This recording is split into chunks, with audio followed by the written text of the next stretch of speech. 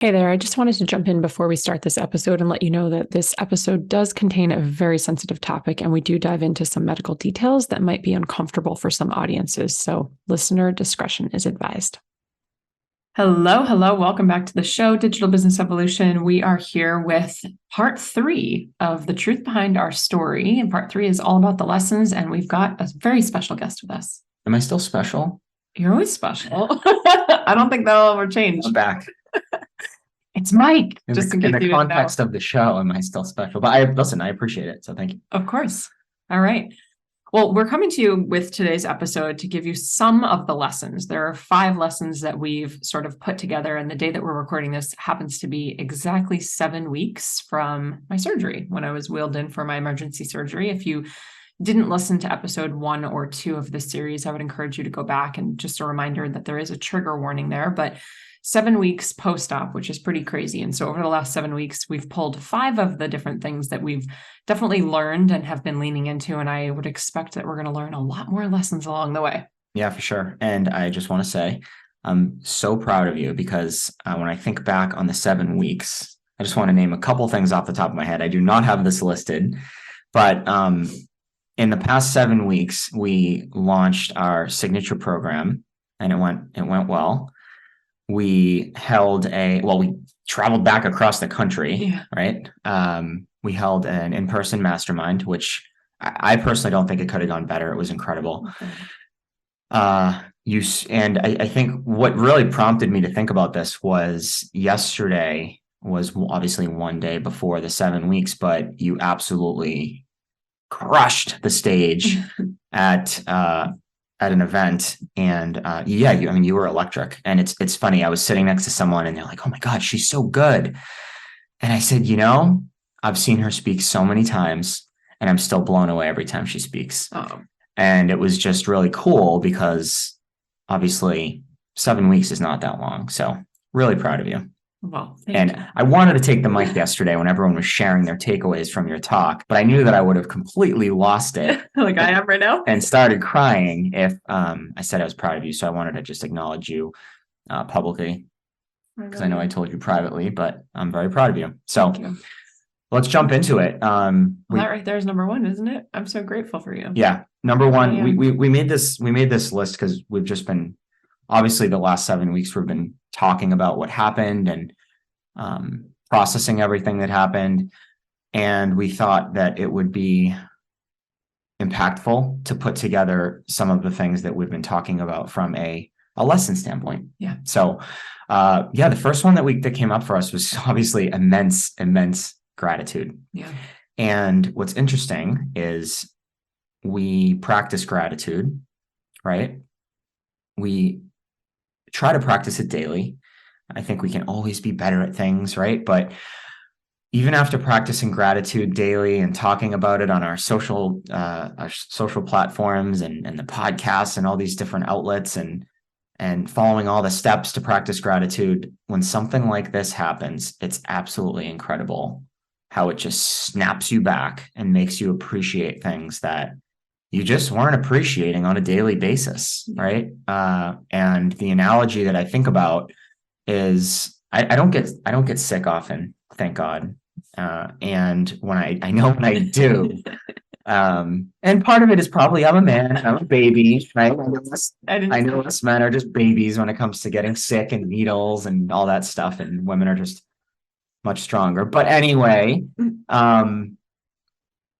I know how I feel that first day, and I'm sure everybody can relate to this, that first day when you finally kick the cold or whatever it is that you were dealing with, and you were just like, oh my goodness, this is how I feel on a daily basis. How did I ever take this for granted? Yeah, this is how good I feel on a daily basis.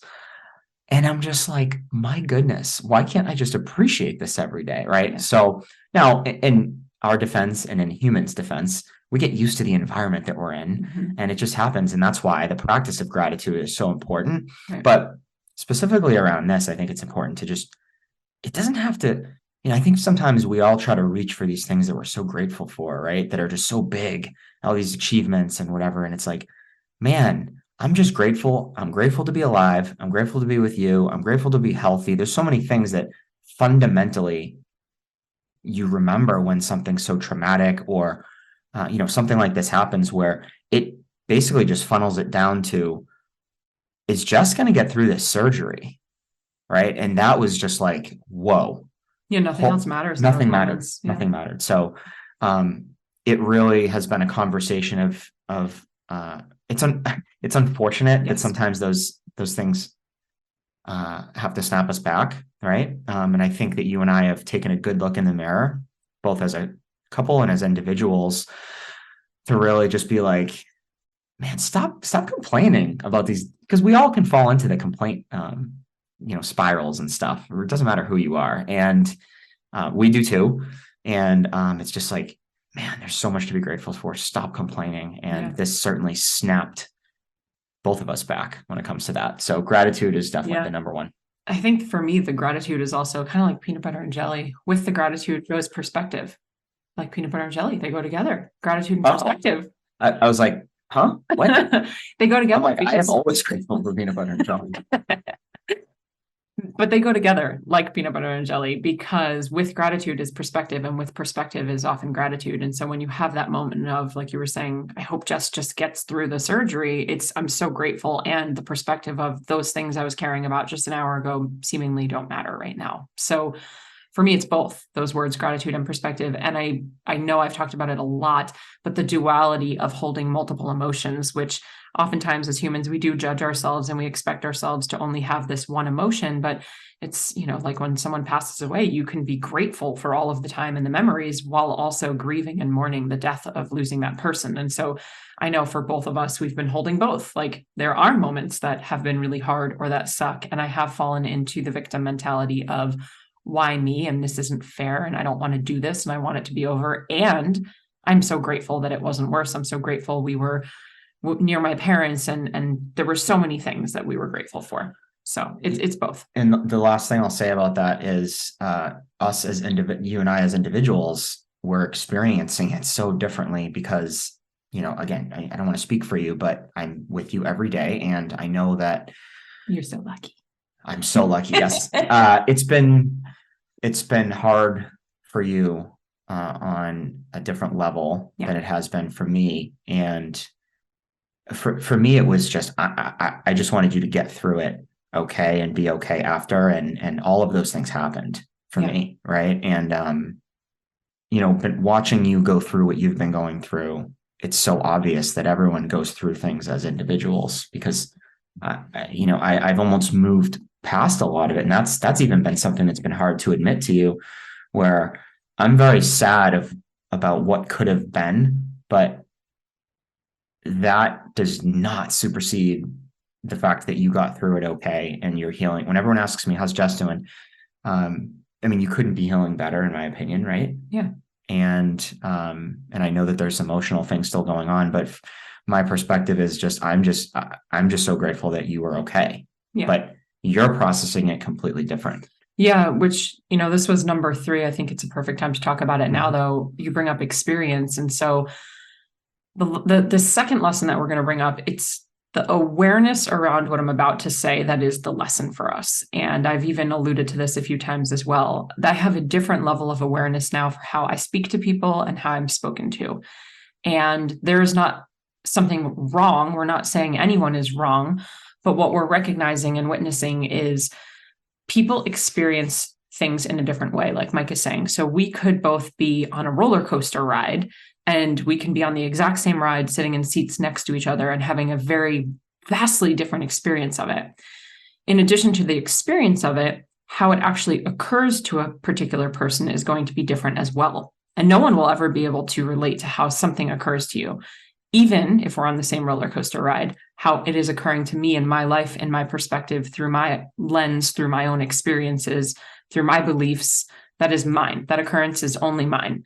And so whether it's a roller coaster ride, a car crash, or something like we're going through together, even the birth of a baby, adopting a dog. I mean, anything, the way that you experience it is unique to you, and the way that it occurs to you is unique to you. And so what we've recognized is a lot of people sort of trying to relate their situations with good intention. The best intentions. The best intentions. And this is we've where done this. That's why I'm saying awareness is the lesson here, because the amount of times that I too have done things like this where I'm like, oh, I totally understand how you feel, or wait, maybe I don't understand how you feel, but let me insert my Story. 2 cents, my story, in an effort to try to relate to you. So that the effort there is so that you don't feel alone.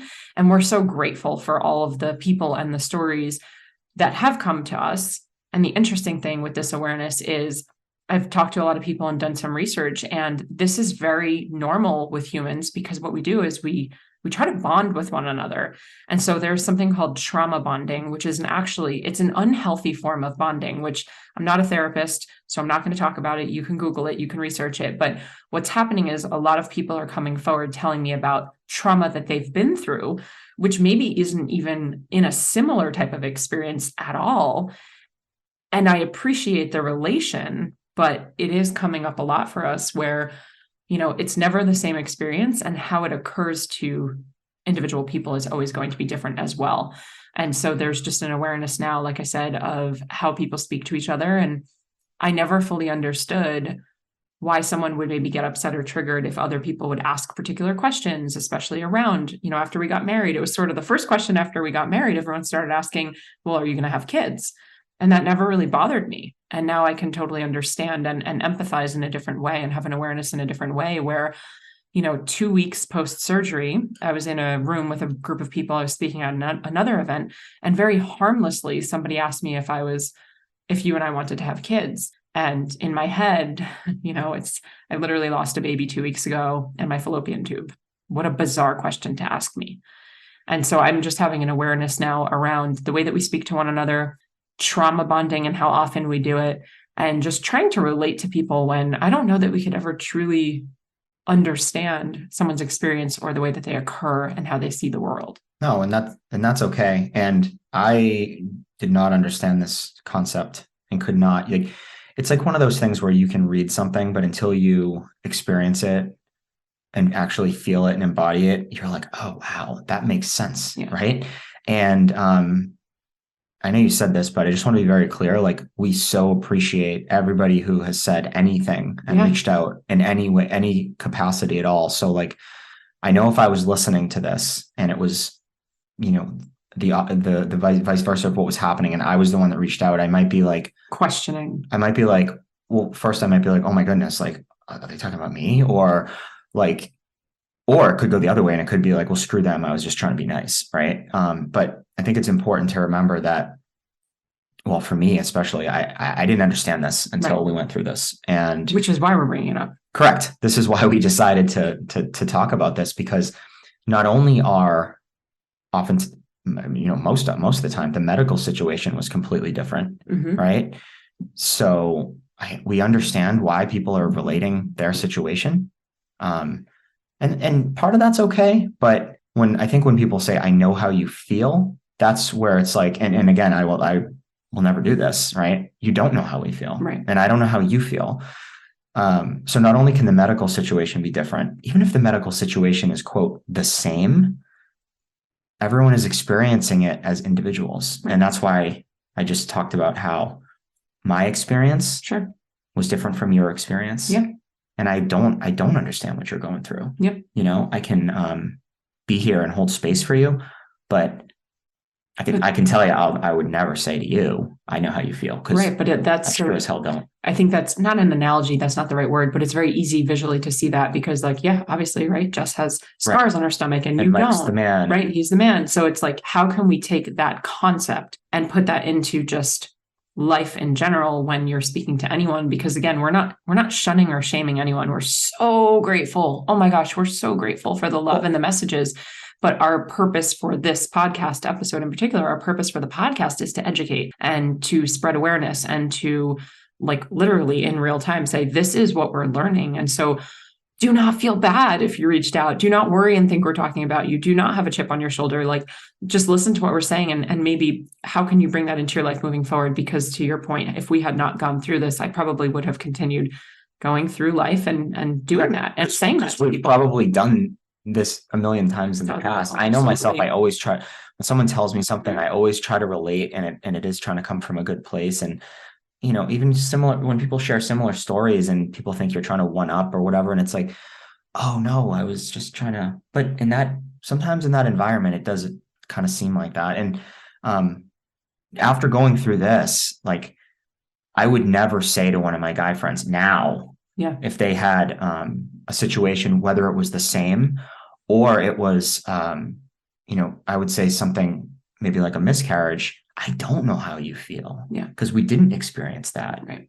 We didn't experience that. Yeah, right? You just never know what's going on behind the scenes. And not only did we not experience that, their experience is different. So anyway. Yeah.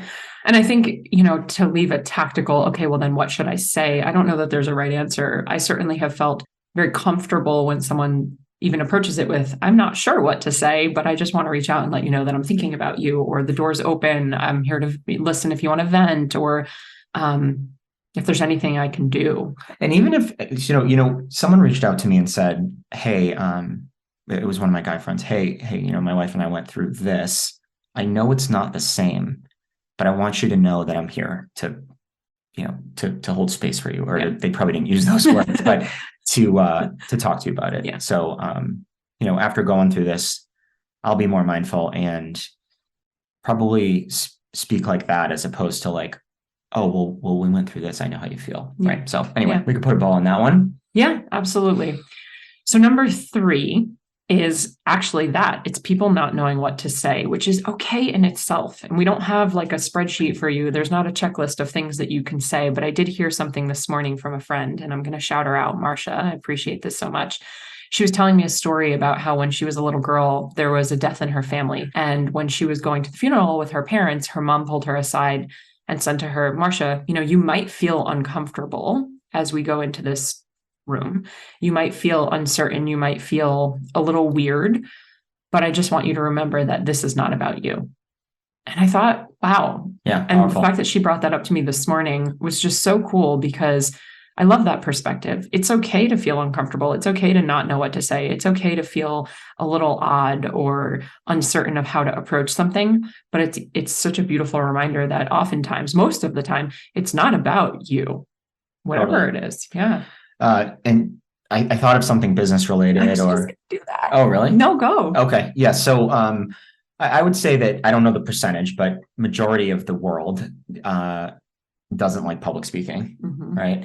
And one of the things that was a big reframe for me years ago, and I'm not saying that I don't still get nervous. I definitely get nervous. I even get nervous sometimes when I'm, in my mastermind in front of my peers, because it's like, oh man, what do they think? Are they, what are they thinking when I'm sharing this? But one of the reframes that has helped me, and it what you just shared made me think of it, was it's not about you when you're presenting, it's about them. So sales. Right. So it's like, if you can just flip that and think, no, it's about them. So like, yeah, it's okay. Turn those nerves into, you're not nervous. You're excited. You're excited to share what you're going to share. And, if there's someone in the audience that's judging you, it's like, okay, well, whatever, you're up there, like trying to provide value to them. So that was kind of what I thought of when you said that. That's funny. I thought of the same thing. It's like pitching something, launching, public speaking, putting out content. It's never about us. It's never about you. It's about them. So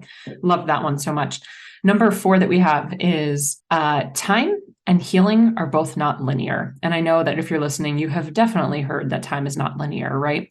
Healing is not linear either. And I think it was in part 1 of this 3-part series where I talked a little bit about chutes and ladders and kind of climbing up the ladder and then feeling like I'm slipping down a couple rungs, 2 steps forward, 1 step back. And so what we're learning, both of us, is not to rush the process of healing and not to rush the process of time, but also being okay with going backwards. And I know I had said to my quote backwards. Right. I know I had said to you about a week and a half ago, I said something laying in bed one night, like I made it 4 days without crying. And I followed it up with, not that that's a goal. My goal isn't to stop crying or stop being upset. I was more just really excited that I had made it a couple days without crying, and I was starting to feel sort of on the up and up. And then, of course, what happened the next night in bed?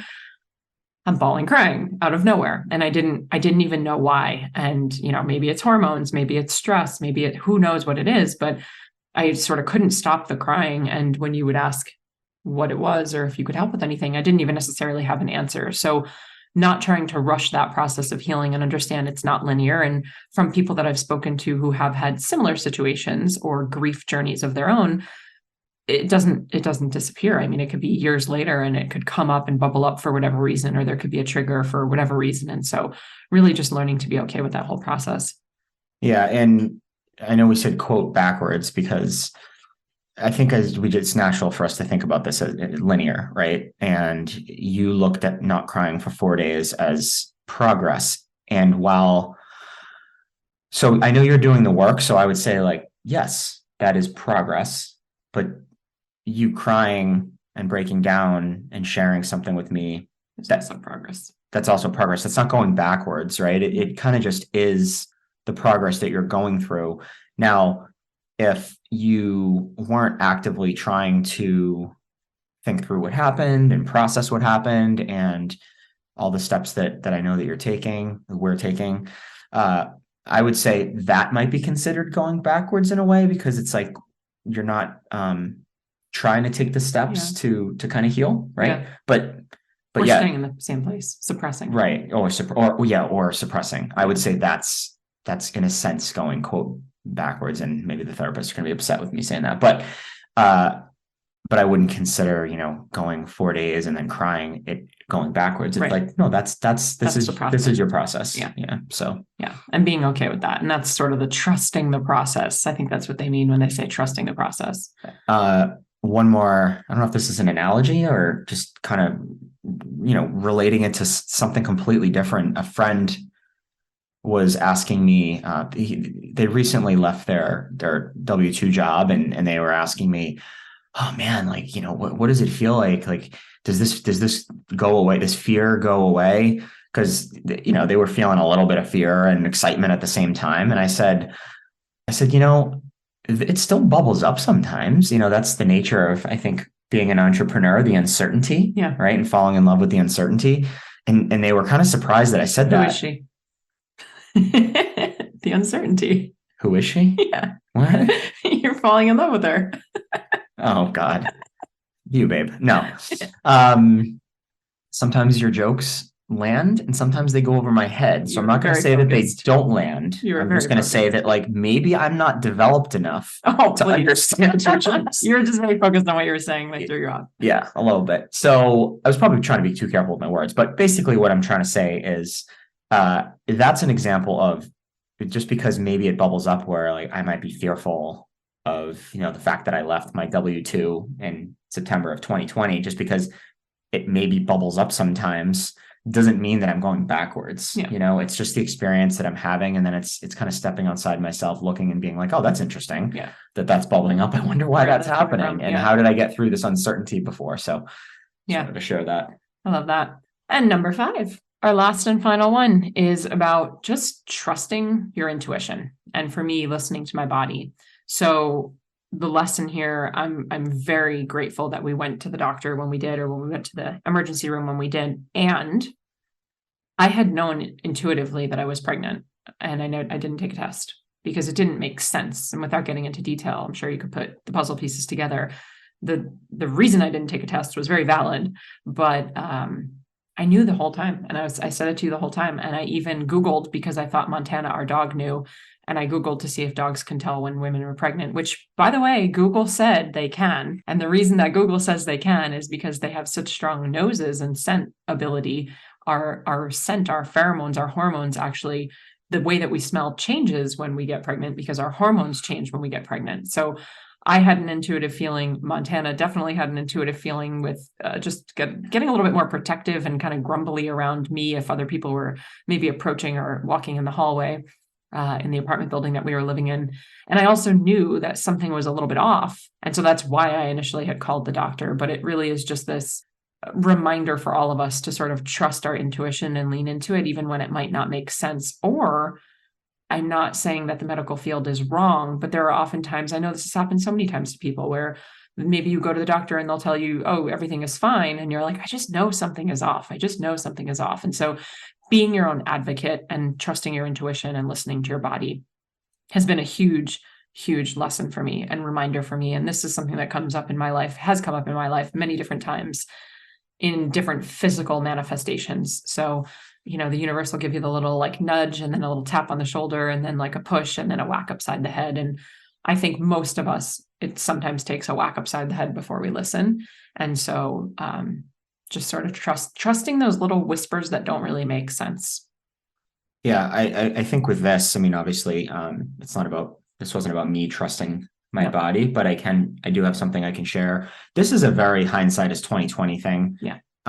For me, in terms of the influence that I could have had in this situation. And this is a big reason why we wanted to share the details, most of which we shared in part one of this. Both of us didn't realize the dangers of the situation. Mm-hmm. You knew more about it than I did because of what your mom had gone through, but we both didn't know the dangers of ectopic. We didn't. I certainly did not know what it could have turned into, right? So in this situation, I think education is a huge piece. Yeah. Because had I known, and you were sharing with me along the way, even before you got your period and you thought you were pregnant, yep, we were kind of just like optimistic mm-hmm. at that point and like, cool, mm-hmm. right? But now knowing what I know, it would have been, oh, okay. We think, oh, that's exciting. Yeah, let's go get a test. Let's go know for sure. Yeah. And now that would have taken place regardless. Yeah. Most likely. Right. Right. Yeah. Scientifically speaking, that would have taken place regardless. But we would have been in a different situation that it could have potentially been handled a different way because we would have caught it earlier. So again, hindsight is 2020, but now we know for the future, if there's a future in this for us. And our goal here is to obviously share to other men and women that might not know the severity of this, because I will say I did have some female friends reach out and they did not know the severity either. And the ones that reached out that did know the severity, it either happened to them or it happened to someone that they know, and they shared that they didn't know the severity until it either happened to them or it happened to someone they know. So hopefully we can be those people that now that it happened to, if you didn't already know how serious it is. Yeah, absolutely. And again, it's just that intuition thing. And on the other side of things now, the healing side is less about the trusting intuition, but more just now trusting my body, because I really do want to kind of get back to quote unquote normal. And you know me, you know how much I love working out, and it's always been a huge part of my life. And so that's probably what you thought I was going to say right there. No. Oh, the scar thing. Yeah. While it's, I maybe was medically cleared to start doing some things now, the scars on the outside of my body still are very much raw. In fact, while we're recording this episode, my external stitches, all finally came out 2 days ago, but it's still a little only pink. Yeah, only came out 2 days ago. And where the stitches all fell out, that piece of those scars is still very raw. So Mike brought up a point when, I'm like, I want to get back into the gym, even though I'm scared. I really am scared to use my core. And honestly, you're probably fine, but it was like, well, if that's what the outside is still looking like and the stitches hadn't fallen out yet, it's like, well, what does the inside look like? I mean, there's a lot of trauma there, and we won't know what it will look like, obviously. So just allowing myself a little bit more time, trusting my intuition. Right now, movement is still going on long walks and maybe just starting to do some upper body stuff here and there and ease my way back into core work. There's no need for me to get back on stage and be bodybuilding. So no, back on stage. No, maybe back on stage just doing what you did yesterday. Yeah. Well, there you have it, folks. 5 little lessons that we have been learning, and I'm sure there will be tons more without us trying to force any meaning out of anything we've been going through. But again, our intention is to share with you so that we can just bring lightness and perspective and just a different way of thinking about anything that might be going on in your life, or if anyone around you is going through something, maybe a different way to approach that. Yeah. Thanks for having me on again. Appreciate it. It was, and it's, it's interesting. It's helpful to talk through these things, even though obviously we talk about what we're going to talk about on these shows. it's helpful to talk it out. So It is. appreciate it. So thank you, listeners, for being witness in the conversations that we're having behind the mic. We appreciate you. And as always, cheers to your evolution. Thank you so much for tuning in. If you loved this episode, I invite you to be a part of our ripple effect and share it with a friend. And please, if you feel called, take 30 seconds to leave a 5-star review, and I'll be forever grateful. Until next time, cheers to your evolution.